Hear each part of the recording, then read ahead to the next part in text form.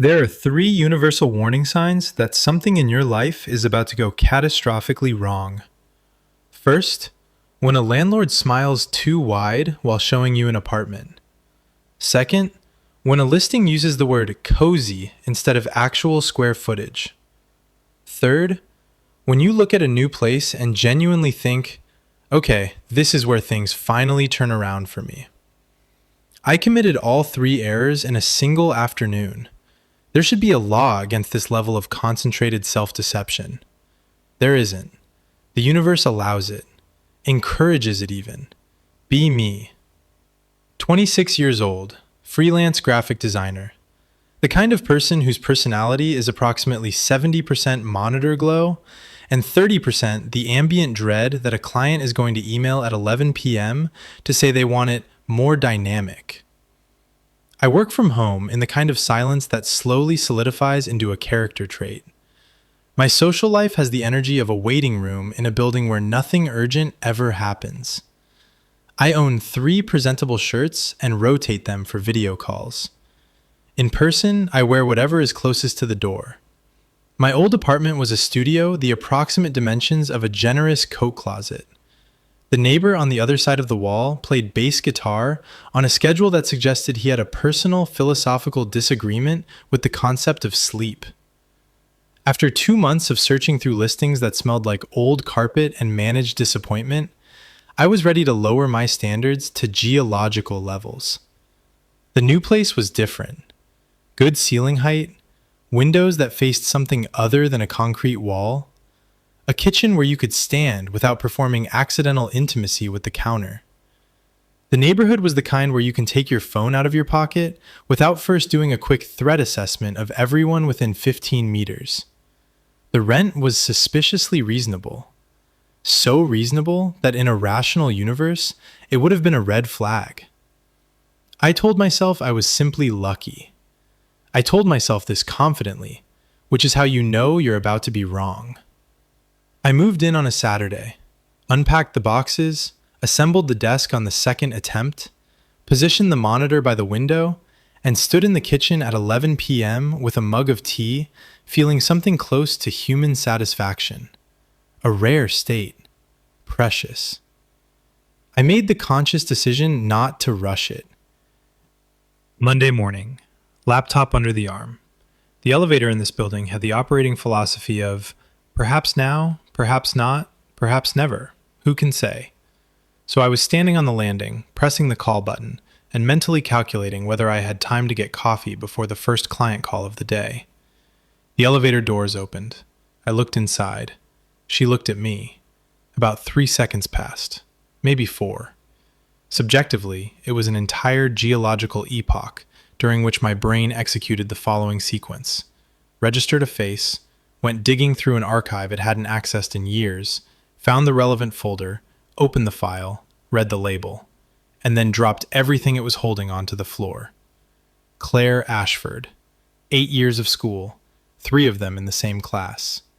The kind of person who could ruin your entire morning with a single look from across the hallway. Not because she was cruel in any dramatic, recognizable sense, but because she was precise. She saw exactly the thing you were trying to keep below the surface, and named it in the calm, neutral tone of someone making a routine observation. Like a smoke detector that goes off not because there's a fire, but because you exist and are flammable.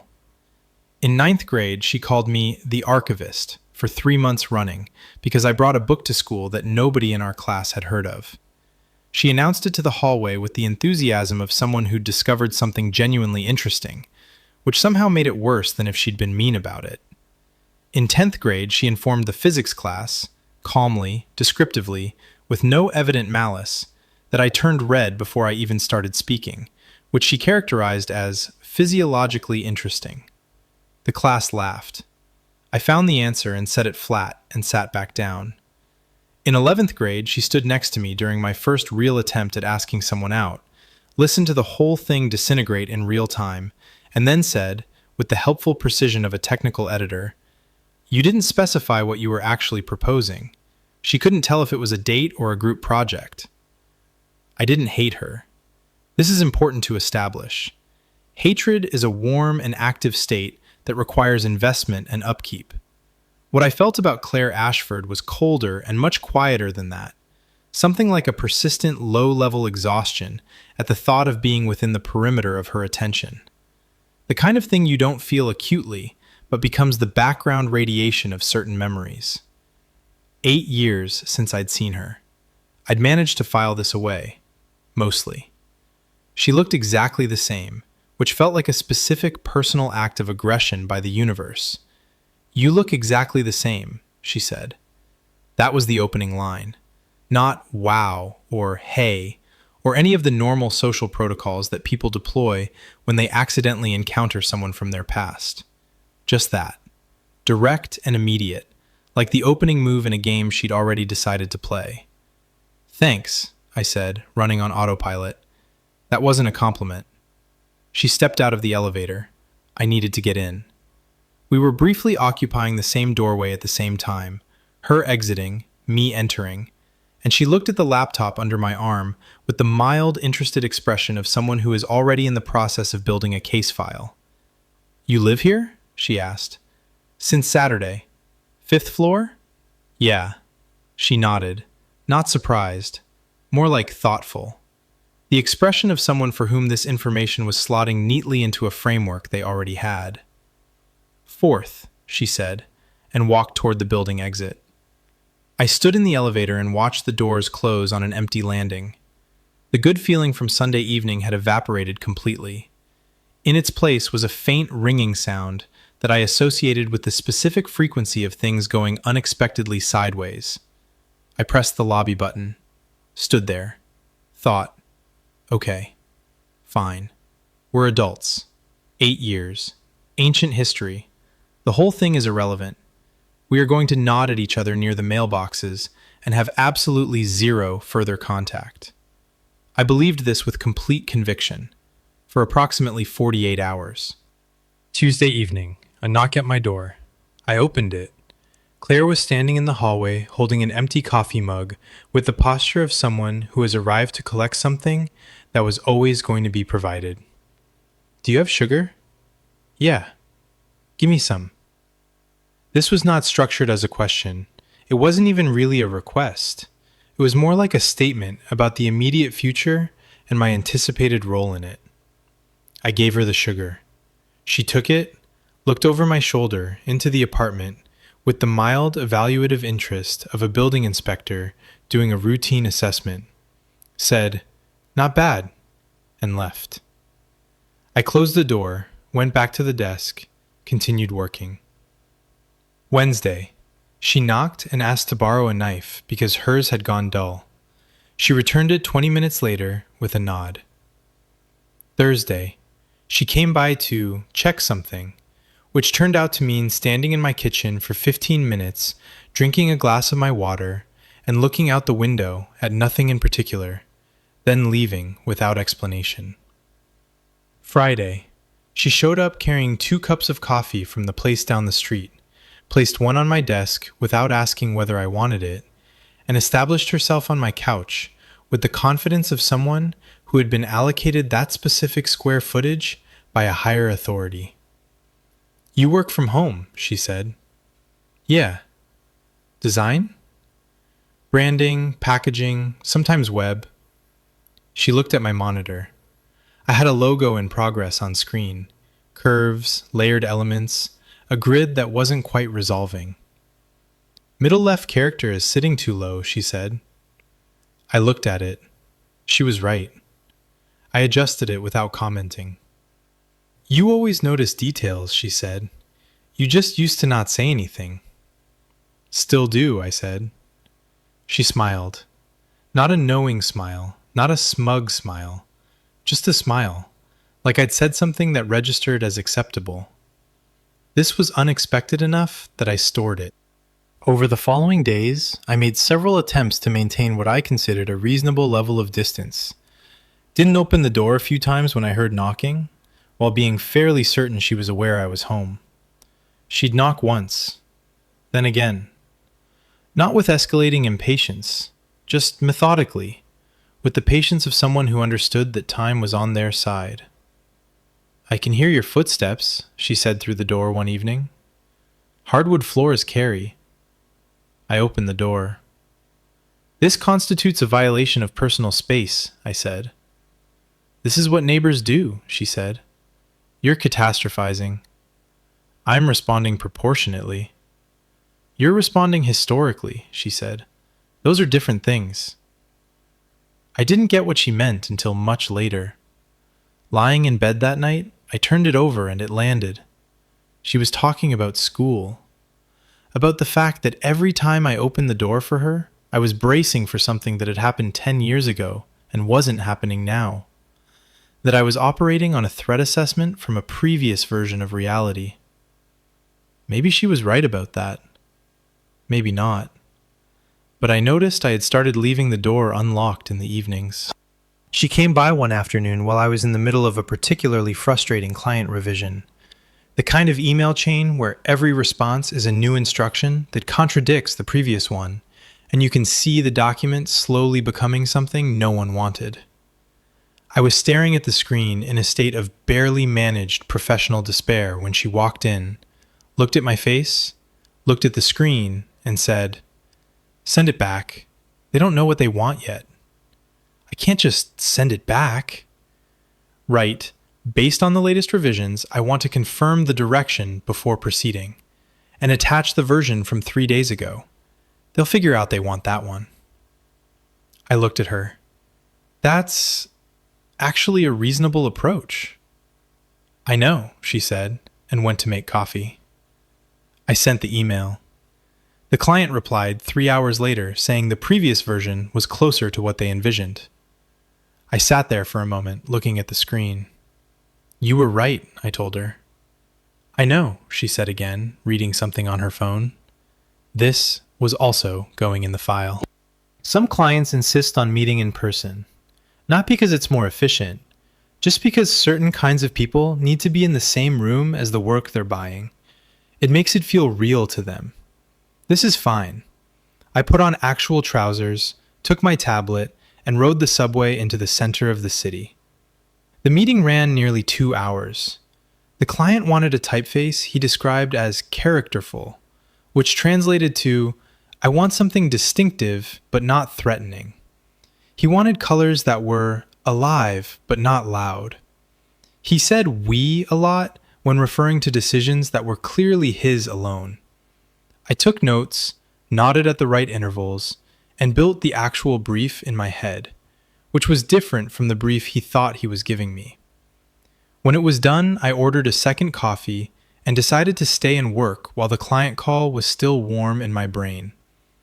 Pulled up the project files, started blocking out the grid. 20 minutes in, a chair scraped at the table next to mine. I looked up.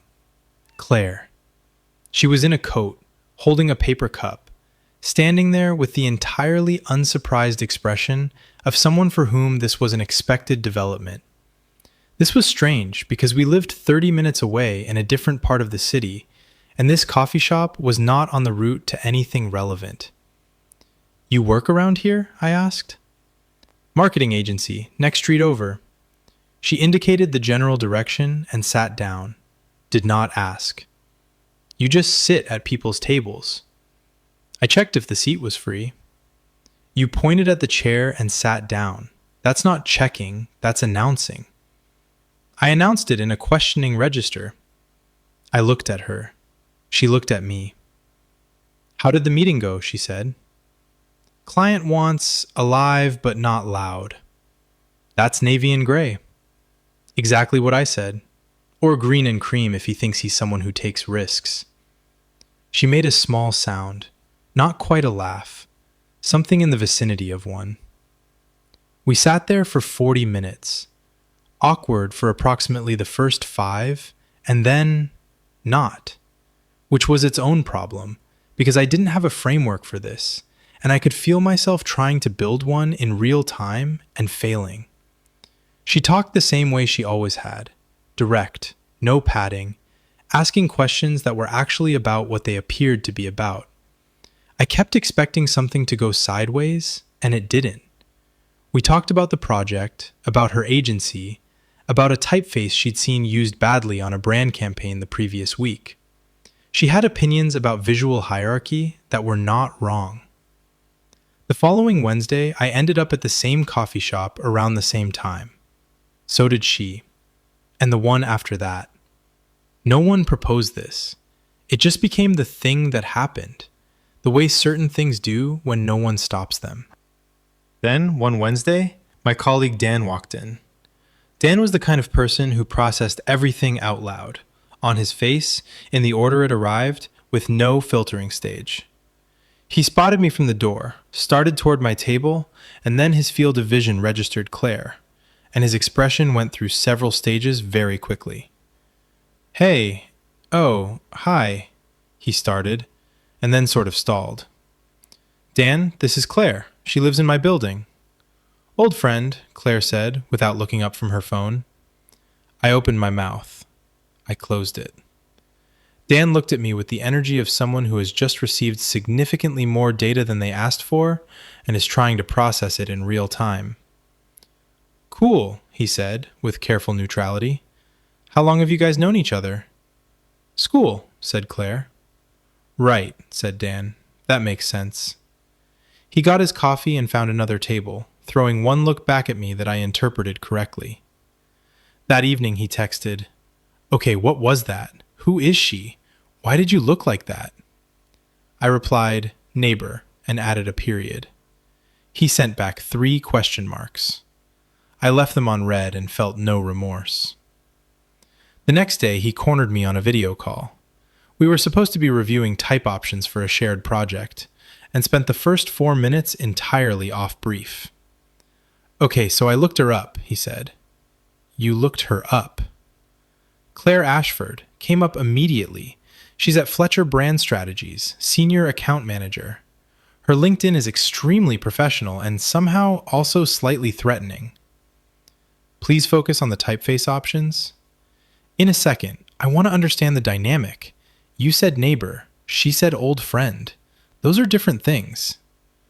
"They're both technically accurate from different angles." "She said it like she was filing paperwork, like she was registering a claim." I looked at the type options on screen and said nothing. "I've seen you talk about clients you've known for 6 years and you sound less like that," Dan said. "She said old friend and you went completely still."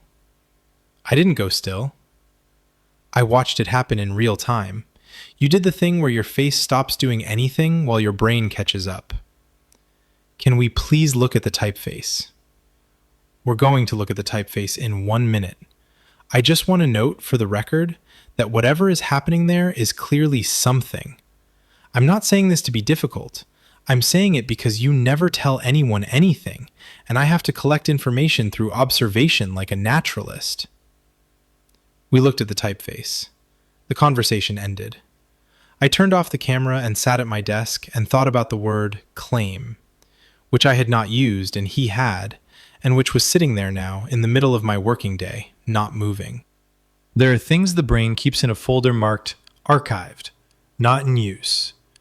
Not because they're destroyed or resolved, but because they've been moved out of active memory into cold storage, and accessing them requires intention. You keep them because brains keep everything. You just stop looking at them. Claire Ashford was one of those files.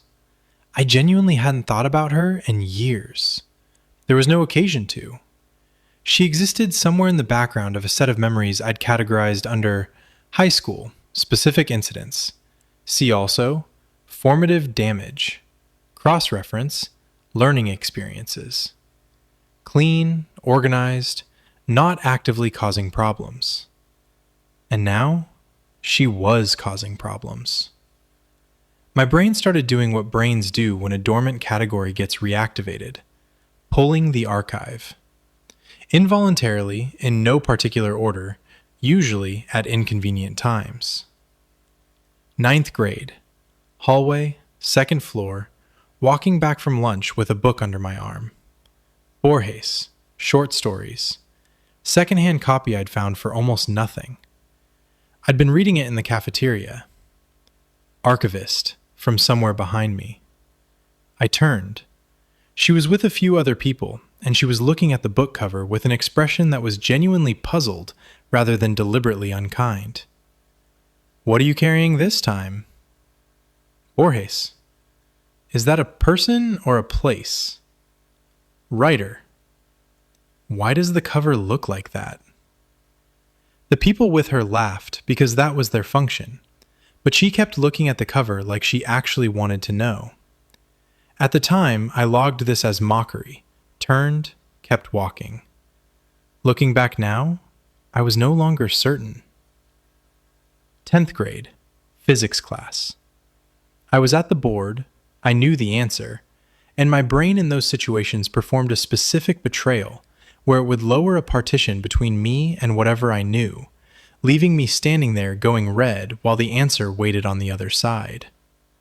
Claire, from the second row. "He turns red before he speaks. That's physiologically interesting." The class laughed. I found the answer. I said it. I sat down. And then she said, to me directly, not to the room, "Correct." Like she was acknowledging something. Not mocking the resolution, acknowledging it. I spent years filing that under cruelty. I was beginning to wonder if the filing was wrong. 11th grade, Emma Carter. I'd spent half the school year working up to asking her somewhere, and I finally did it near the schedule board in the main hallway, and it fell apart as I was saying it, the way things do when you've rehearsed them too much, and the real version sounds like an echo of the practice. Claire happened to be in that hallway. She listened to the whole thing. She watched Emma say, "Maybe, sometime," and leave. Then she looked at me and said, "You didn't specify what you were proposing. She couldn't tell what you meant." At the time, infuriating. Weeks of low-grade fury, followed by settling into a specific kind of deflation. Now, I was noticing she hadn't laughed.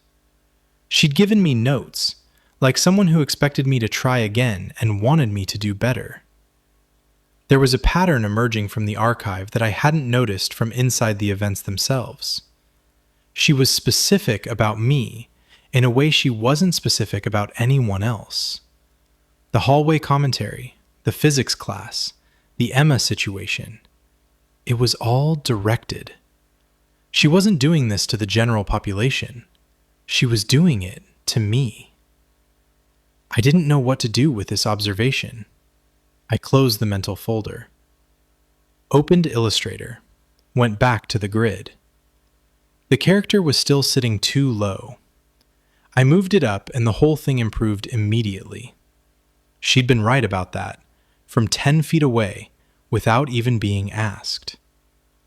I closed the file and went to make coffee, and tried to think about something else, which worked for about 4 minutes. The real conversation happened on a Thursday evening.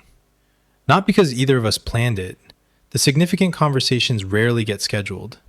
They happen in the gaps, when people are tired enough to be honest.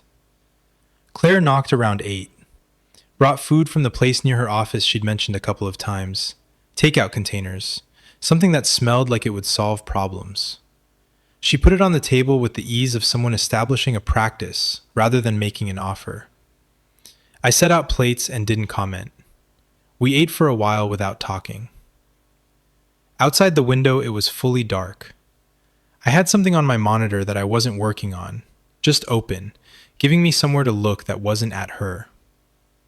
"You're still carrying the school thing," she said, not framed as a question. "I'm not carrying anything," I said.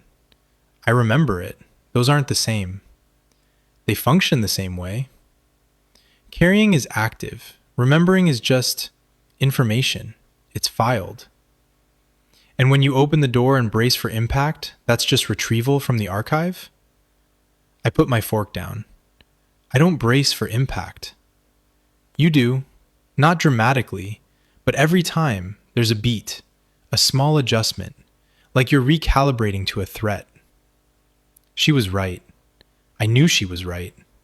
I said nothing. I wasn't trying to hurt you, she said. I know that doesn't actually change anything, but I want to say it anyway. The physics class was thoughtless. I saw something I found interesting and said it out loud without thinking about what it would feel like to be on the receiving end of it. That's not cruelty, but it's also not nothing. She paused, picked up her water glass. I was 16 and I was good at noticing things, and I genuinely did not understand that noticing things about someone and saying them out loud in front of people was not the same as connecting with someone. I thought attention was the point. It isn't. Attention without any care for how it lands is just another form of exposure. This was more honest than I'd been prepared for. Honest enough that my usual defensive architecture didn't have a response queued. You're telling me this 8 years later, I said. There wasn't an occasion before. And now there is. She looked at me. Something in her expression was different. Not the standard issue precision she wore as a default setting. Something less armored. I know you remember specific things, she said. I do too. In 9th grade, Tyler Marsh had a plan to write something about you on the bathroom wall. Something about the book. I told him that if he went ahead with it, I'd make sure everyone knew about the history exam he'd paid someone to sit for him. He didn't do it. You didn't know. I looked at her.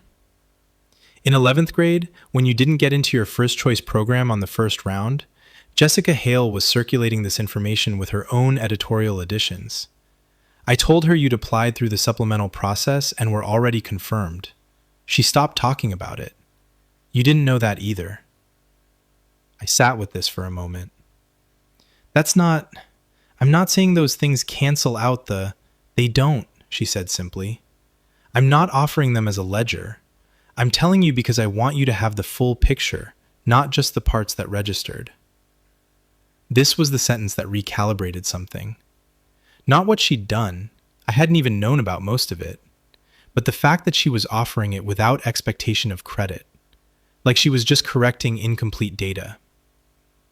We live in the same building, she said after a moment. And every time you open your door, you look like you're waiting for the impact. I don't want that to be the version of this that we settle into. I didn't say anything. But something in my chest, some old maintenance protocol that had been running continuously since about 11th grade, dialed back its output without any instruction from me. We finished eating. The silence that followed was a different quality than the silences before it. The first one in this apartment that didn't feel like it was holding its breath. I identified the problem on a Friday around noon. Working on a straightforward rebrand project, typeface variations, the kind of task that runs on muscle memory. And I caught myself glancing at the door, not waiting for anything specific, just glancing at it. The way you glance at your phone when you're not expecting a message, but are vaguely oriented toward the possibility of one. I noted this, noted that I had noted it, went back to work. 20 minutes later, glanced at the door again. I ran an internal review. The findings were uncomfortable. Finding 1. Claire Ashford had become the most consistent external variable in my life over the past several weeks. Not because I'd organized this, she just kept appearing, and at some point I had stopped spending energy being annoyed by it, which was itself a threshold I appeared to have crossed without marking it on the calendar. Finding 2. On the 2 or 3 days she hadn't come by that week, the apartment had felt notably quieter. Not pleasantly quiet, just quieter. The way a room feels when something that was in it isn't anymore. Finding 3. I knew that she drank coffee black, that she had a specific irritation with italic fonts used for decorative reasons rather than grammatical ones, that she laughed rarely, and when she did, it was almost invisible, which meant that when it happened, you clocked it immediately. This was data I had not asked to collect. My brain had gathered it in the background, on autopilot, while I was nominally maintaining the position that she was simply a neighbor I was tolerating. The position was untenable. I had been aware of this for some time, and had been ignoring the awareness. My friend Marcus called Saturday morning. We talked infrequently, but always got to the point within a few minutes. He lived in another city, worked in something with numbers that he described efficiently when asked, and I immediately forgot, and had a reliable internal lie detector that he deployed without announcing it. "How's the new place?" he asked. "Fine."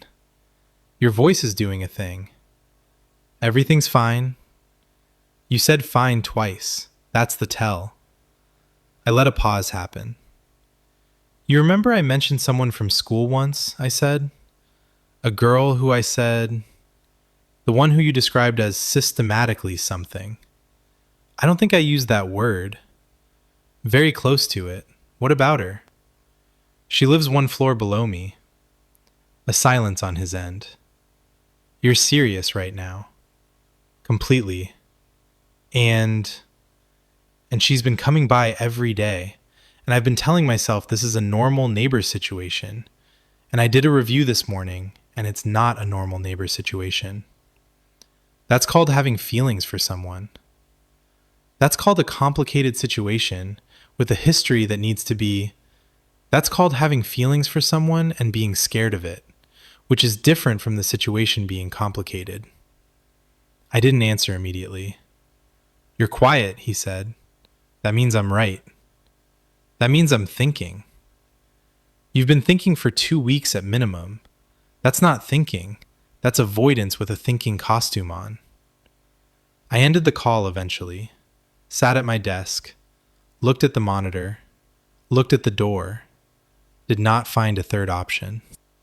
I thought about the architecture of the thing, how I'd moved in expecting quiet and the productive isolation of not having to interact with anyone I didn't choose, and how that strategy had lasted exactly 48 hours before the elevator opened and a person I hadn't seen in 8 years appeared with a level of composure I still found genuinely irritating. I thought about how she'd started coming by every few days, then every other day, then at some point I hadn't flagged, essentially every day. How each visit had started with a functional pretext, the sugar, the knife, the coffee, and then the pretexts had quietly become optional, because the visits had just become the thing that happened. How I had watched all of this occurring and continued to file it under manageable neighbor situation for longer than was honest. The honest version was that I was cataloging things about her without intending to. The honest version was that the apartment felt different on days she wasn't in it. The honest version was that when she said the character was sitting too low, or the left option was better, or that I needed to send the email back, there was something adjacent to relief in it, which is the specific feeling you get when someone whose judgment you've started to trust confirms what you were already thinking. This was information. I worked with information professionally. The correct response to information was to stop pretending it wasn't there. I acknowledged the information, sat with it for a moment, looked at the door. Claire knocked at 6:30. No stated reason, this had long since stopped requiring one. She came in, poured herself water from the filter on my kitchen counter, which was there partly because she'd contributed to it, looked at my face and said, "You didn't work today." "I worked today." "You were in your head today. Different thing." "You can tell that from looking at my face for 4 seconds?" "You have a specific expression when you've been thinking instead of working. The eyes are the same, but the jaw is different." I had no rebuttal for this. She looked at the monitor. Open file, unresolved state, obviously abandoned hours ago. "Left option is better," she said. "The right one's too condensed at that scale." I looked at the screen. She was right. I acknowledged this internally, made no external comment. Filed it under an increasingly long list of entries labeled, "She was right about this." It was a Wednesday, and it had been a long one. Client meeting that ran over, then revisions on top of revisions, then a video call that could have been an email but wasn't. And by the time I was on the subway heading back, I was operating at approximately 60%. I texted nothing to no one because I had nothing to say, and no one I particularly wanted to say it to. I got home, took my shoes off, put the kettle on, stood in the kitchen in the particular stillness of a day that has been squeezed dry. Then a knock at the door. Claire. Black sweater, dark jeans. She came in and looked at me and didn't say anything immediately, which was unusual. She generally opened with something.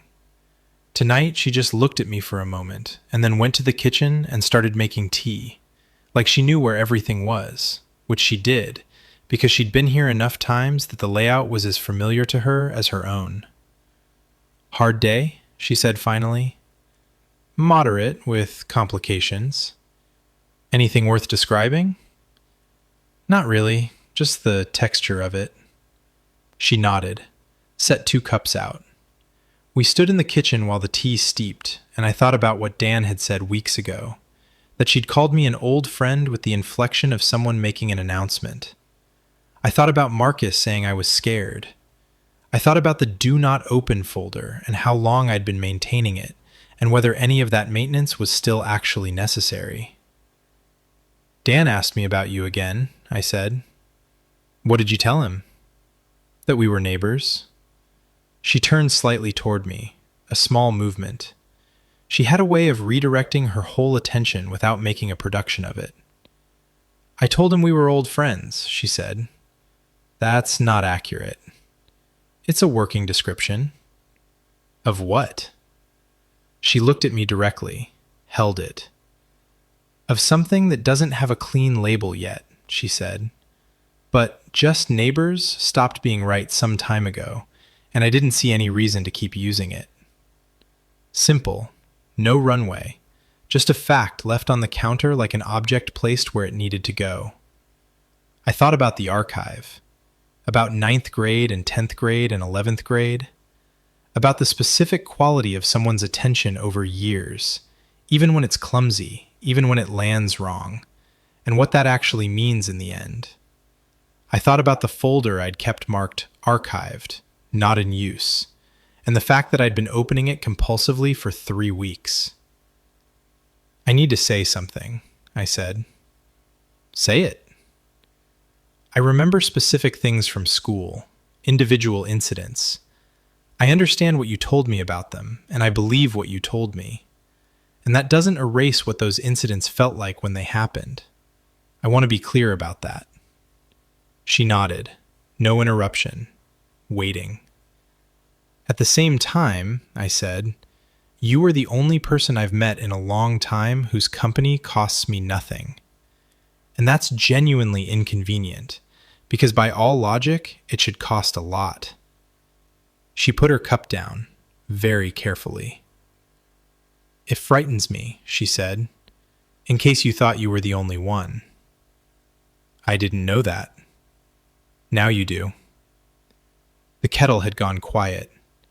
The apartment was very still. There was maybe 1.5 feet between us, and the evening outside the window was doing its ordinary evening things. 8 years, I said. We were out of each other's lives for 8 years. "I know. And now you show up every day and tell me my tracking is off." "It was off." "That's not the point I'm making." "I know what point you're making," she said, and she took 1 step closer. 1 measured, deliberate step, like a sentence spoken with complete conviction. "You can tell me to go," she said. Her voice was very even. "Right now. That would be the rational option." "Yeah." "You're not telling me to go." "No." She looked at me the way she always had, straight, no extra information in it. Only now there was nothing analytical in the look, something else entirely.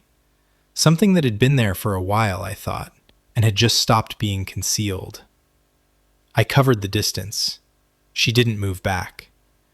She kissed the way she did everything else, without any wasted motion, no preamble, entirely certain of itself. I'd spent weeks watching her be precise about typefaces and client strategy and the exact position of a character in a grid, and this was the same precision applied to something completely different, which should not have been surprising, and somehow still was. My brain, which had been narrating constantly for the past several weeks, went silent. I don't know how much time passed. At some point, I registered her hands, the fabric of her sweater, the sound of the city outside running its usual program, indifferent to what was happening in a kitchen on the fifth floor. Later, not immediately, but after time had stopped being something I was tracking, she was lying on her back next to me, looking at the ceiling. I was doing the same. The room was dark. The city outside was doing its usual thing. She spoke first. "You said, by all logic, it should cost a lot." "Yeah." "That's a strange way to phrase it." "It's what I meant." "I know. I'm just noting it." A pause. "You talk about feelings like you're reviewing data." "You talk about feelings like you're issuing a technical report." She was quiet for a moment. Then, "Fair." The darkness sat between us and around us, and it wasn't uncomfortable. "I don't know how to be soft," she said finally. "Not quite to me, more like stating something for the record. I never learned the version where you approach things gently. I went straight to precise, and precise without warmth looks like something it isn't." "I know." "I'm not apologizing again. I already did." "I'm not asking you to." "I'm explaining, so you have the mechanism, not just the output." I looked at the ceiling, thought about this. "The mechanism helps," I said. She turned her head slightly toward me. In the dark, I could see the edge of her profile. "You're not what I expected either," she said. "From back then, you're more settled."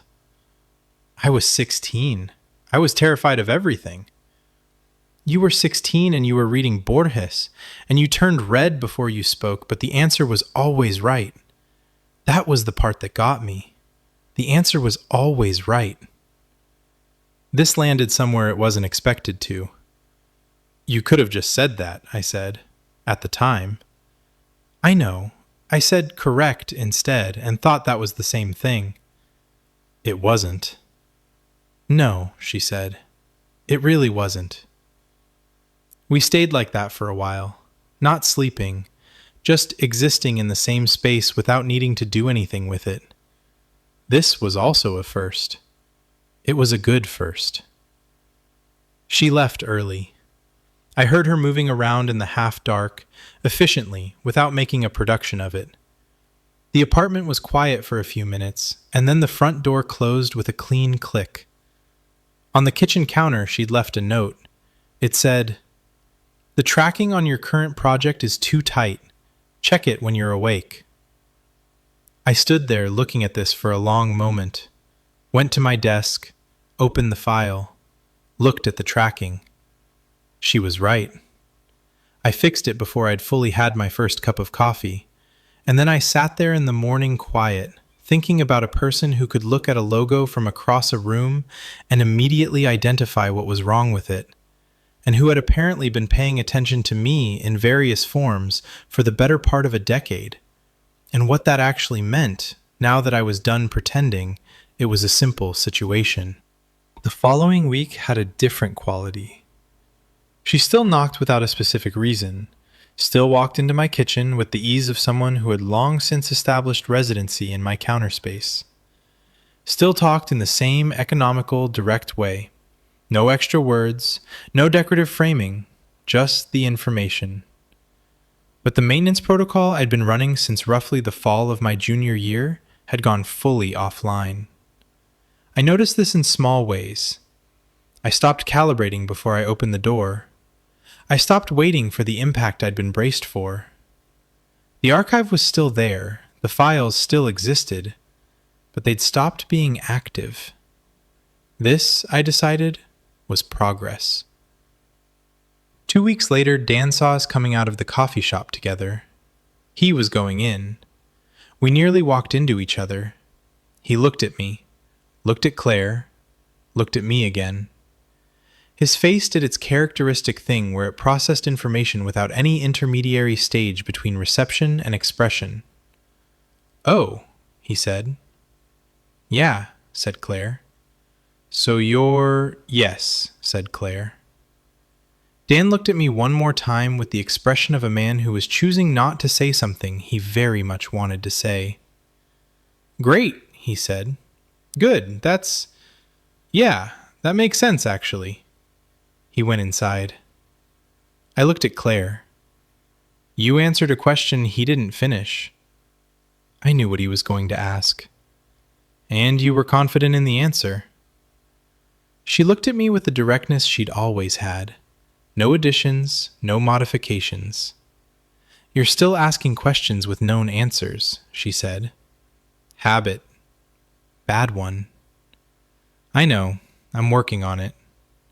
She considered this, made the small, almost imperceptible sound that served as her laugh, picked up her coffee. "The tracking," she said. "You fixed it?" "Fixed it." "Good." We walked toward the subway entrance. She walked next to me, and she didn't reach for my hand. That wasn't the move yet, and we both understood that. But she was next to me in the way that people stand when they've decided where they are. The city moved around us doing its usual things, completely indifferent, as it should be.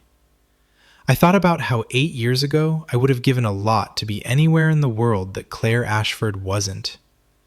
That would have been accurate, for the version of me that was 16 and couldn't get to the answer without going red first, and for whom her attention felt like a diagnostic tool pointed at everything he was trying to hide.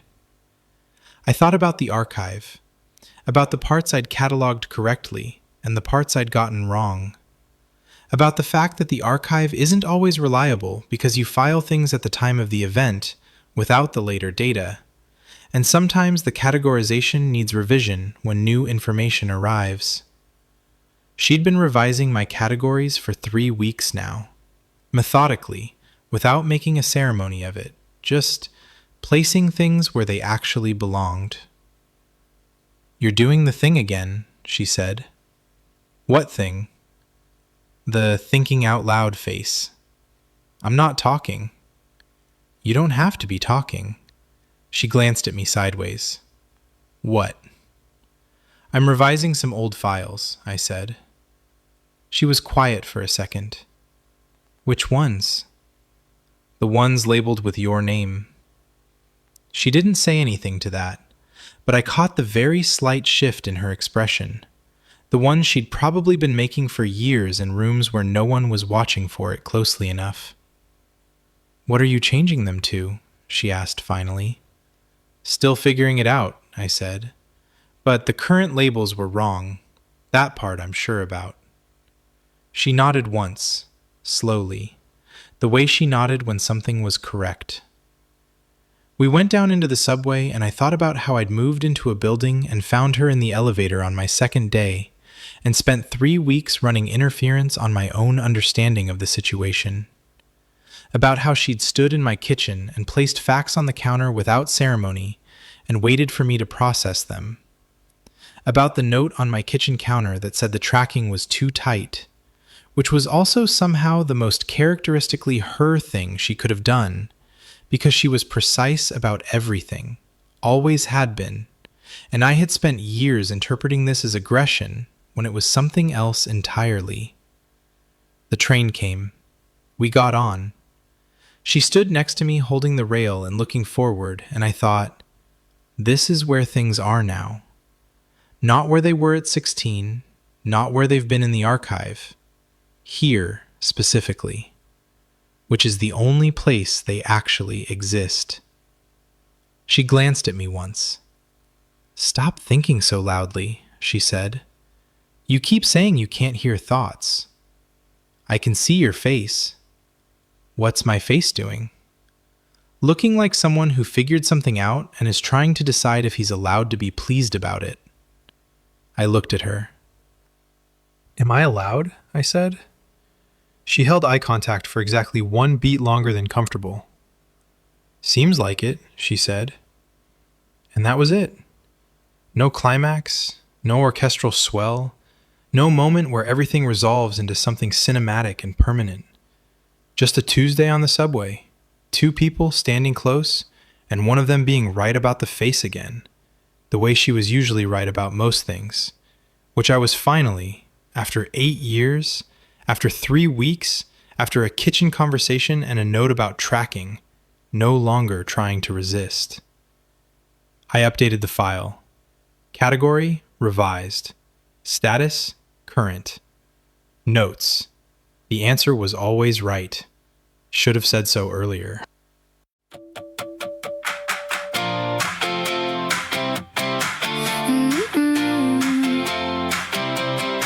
Cozy apartment, suspiciously cheap rent. 3 universal warning signs I didn't prevent. 5th floor Saturday, mug of tea at 11. Monday morning, elevator opened up like heaven. Wait, no, hell, there she was again. 8 years buried, archived like a sin. You look exactly the same.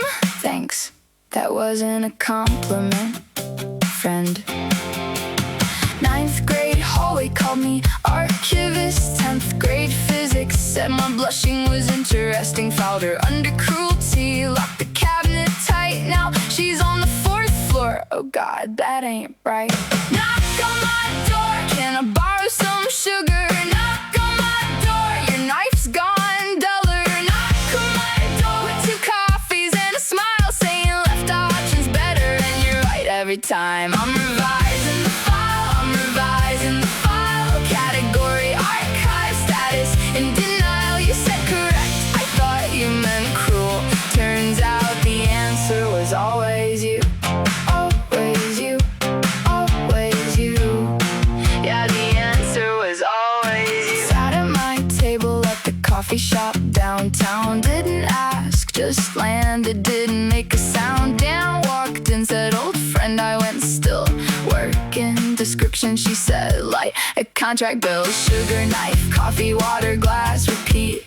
Pretext melting into something kinda sweet. She knew Tyler Marsh, she knew Jessica Hale. 8 years of a story I never read in detail. 11th grade watched me crash and burn. Said you didn't specify, I thought she earned a turn. But she wasn't laughing, she was giving me notes like she wanted me to win. Oh, the irony chokes. Knock on my door, can I borrow some sugar? Knock on my door, your knife's gone duller. Knock on my door, 2 coffees and a smile, saying left option's better, and you're right every time. I'm revising the file, I'm revising the file. Category, archive, status, in denial. You said correct, I thought you meant cruel. Turns out the answer was always you. Always you, always you. Yeah, the answer was always you. Black sweater, Wednesday, tea on the stove. I don't know how to be soft, that's the code. Precise without warmth, looks like something else. But I've been calibrating wrong my whole damn self. You said tracking's too tight on a note in the morning. I read it 3 times, took it as a warning that I've been bracing for impact for a decade plus. And the real impact was learning how to trust.